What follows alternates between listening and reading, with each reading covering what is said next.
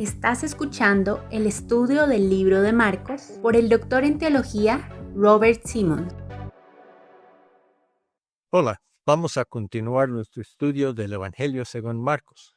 Marcos capítulo 9 continúa la sección del Evangelio que comenzó al final del capítulo 8 con la primera vez que Jesús anuncia que va a morir y resucitar el tercer día.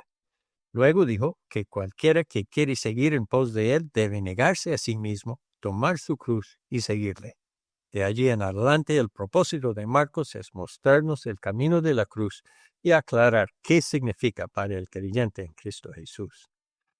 Marcos 9, 1-2 dicen, también les dijo, de cierto os digo que hay algunos de los que están aquí que no gustarán la muerte hasta que hayan visto el reino de Dios venido con poder. 6 días después, Jesús tomó a Pedro, a Jacobo y a Juan, y los llevó aparte solos a un monte alto y se transfiguró delante de ellos. Enseguida Jesús aparece delante de ellos en su gloria con Moisés y Elías. Los discípulos reaccionan con temor y confusión hasta oír la voz de Dios que dice, «Este es mi Hijo amado, a él oíd». El propósito de esta visión parece ser animar a los seguidores de Jesús con la certeza de que después de la cruz Jesús entrará en su gloria eterna con el Padre.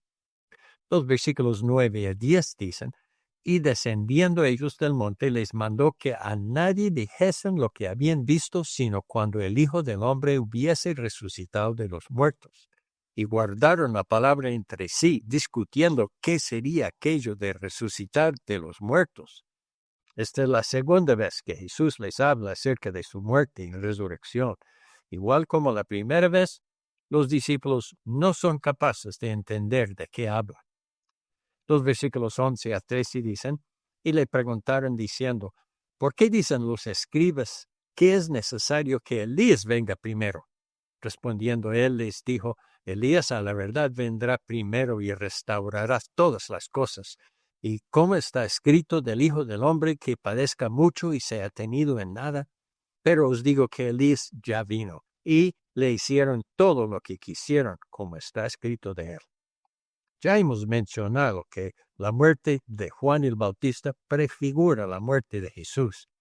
Aquí Jesús aclara que el ministerio de Juan cumple la profecía en Malaquías 4, donde dice que Elías tiene que venir antes del día de Jehová. Marcos 9, 14 a 29 narra con gran detalle acerca de cómo Jesús expulsa un demonio que sus discípulos no podían expulsar. Hace poquito Jesús había enviado a los discípulos de 2 en 2, dándoles autoridad sobre todo espíritu malo. Ellos regresaron llenos de alegría diciendo que los espíritus se sometieron a ellos. Pero ahora en la ausencia de Jesús encontraron un espíritu que no podían expulsar. La reacción de Jesús a esa noticia en el versículo 19 es notable. Oh generación incrédula, dice, ¿hasta cuándo he de estar con vosotros? Parece que está anticipando el tiempo después de la cruz, cuando estaría otra vez en gloria con el Padre. Después de que Jesús expulsa el demonio, los discípulos le preguntan, ¿por qué nosotros no pudimos echarle fuera? Y les dijo, este género con nada puede salir, sino con oración. Y algunos manuscritos agregan, y ayuno. Este episodio nos enseña una lección importante que tiene que ver con seguir a Jesús en el camino de la cruz. Tenemos que depender por completo en el poder y la autoridad de Jesús y de Dios el Padre. No somos agentes independientes, sino servidores encargados. Debemos ejercer la autoridad y el poder de Dios en total dependencia de Él. Versículos 30 a 32 dicen, habiendo salido de allí, caminaron por Galilea y no querían que nadie lo supiese, porque enseñaba a sus discípulos y les decía, el Hijo del Hombre será entregado en manos de hombres y le matarán, pero después de muerto resucitará el tercer día. Pero ellos no entendían esta palabra y tenían miedo de preguntarle. Esta es la tercera vez que Jesús anuncia su muerte y resurrección, Los discípulos todavía no entienden. Marcos está acordándonos a nosotros, los que leemos, que esta sección trata con el camino de la cruz. Los siguientes 2 versículos presentan a los discípulos discutiendo acerca de quién es el más importante, una indicación de la profundidad de su ignorancia frente al sacrificio inminente de Jesús y la demanda divina de negarse a sí mismo y seguir el camino de la cruz. Jesús responde a los discípulos en los versículos 35 a 37, si alguno quiere ser el primero, será el postrero de todos y el servidor de todos. Y tomó a un niño y lo puso en medio de ellos, y tomándole en sus brazos les dijo, el que reciba en mi nombre a un niño como este, me recibe a mí. Y el que a mí me recibe, no me recibe a mí, sino al que me envió. En el camino de la cruz, el orgullo y la arrogancia no tienen lugar. Cada seguidor de Jesús debe considerar al otro como más importante que él mismo. Versículos 38 a 40 dicen, Juan le respondió diciendo, Maestro, hemos visto a uno que en tu nombre echó fuera demonios, pero él no nos sigue y se lo prohibimos, porque no nos seguía. Pero Jesús dijo, no se lo prohibáis, porque ninguno hay que haga milagro en mi nombre que luego pueda decir mal de mí, porque el que no es contra nosotros, por nosotros es. En el camino de la cruz no hay lugar para la envidia o la prepotencia. Todos somos siervos del mismo amo y no debemos juzgar o criticar el siervo de otro, sino que cada uno debe evaluarse a sí mismo para ver si está viviendo en obediencia y amor. Los versículos 41 a 42 dicen, y cualquiera que os diere un vaso de agua en mi nombre porque sois de Cristo, de cierto os digo que no perderá su recompensa. Cualquiera que haga tropezar a uno de estos pequeñitos que creen en mí, mejor le fuera si le atasen una piedra de molino al cuello y se le arrojase al mar.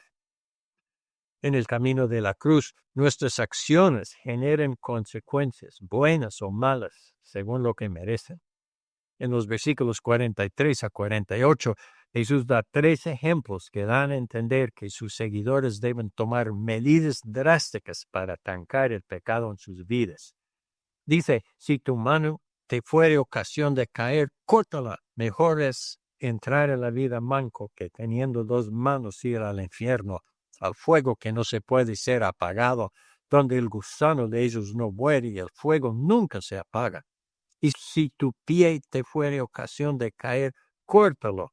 Mejor te es entrar en la vida cojo que teniendo 2 pies ser echado al infierno, al fuego que no puede ser apagado, donde el gusano de ellos no muere y el fuego nunca se apaga.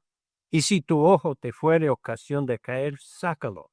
Mejor te es entrar en el reino de Dios con un ojo, que teniendo 2 ojos ser echado al infierno, donde el gusano de ellos no muere y el fuego nunca se apaga. No debemos tomar sus palabras en forma literal, porque aunque alguien saca ambos ojos, todavía puede pecar en su corazón, imaginando cosas que ahora no puede ver. Sin embargo, la imagen de sacar un ojo o cortar una mano ilustra cómo debemos tomar medidas contundentes para trancar el pecado. La alternativa de continuar en el pecado, según estas palabras de Jesús, es una eternidad en el infierno. El mensaje de esta sección, en el camino de la cruz, no se puede permanecer en el pecado, sino que es necesario tomar medidas decisivas para abandonarlo y vivir en santidad y obediencia. Los últimos 2 versículos de Marcos 9 dicen, porque todos serán salados con fuego, y todo sacrificio será salado con sal. Buena es la sal, mas si la sal se hace insípida, ¿con qué la sazonaréis? Tened sal en vosotros mismos, y tened paz los unos con los otros. Aquí la sal representa las características ya mencionadas del camino de la cruz: humildad, mansedumbre, obediencia, amor, santidad y cosas semejantes. El seguidor de Jesús debe reflejar estas cualidades. Jesús resume todo esto con la frase, tened paz los unos con los otros. Señor, ayúdanos a entender cómo debemos vivir y actuar, cómo debemos hablar y pensar en este camino de la cruz que tú has trazado delante de nosotros. En el nombre de Cristo Jesús. Amén.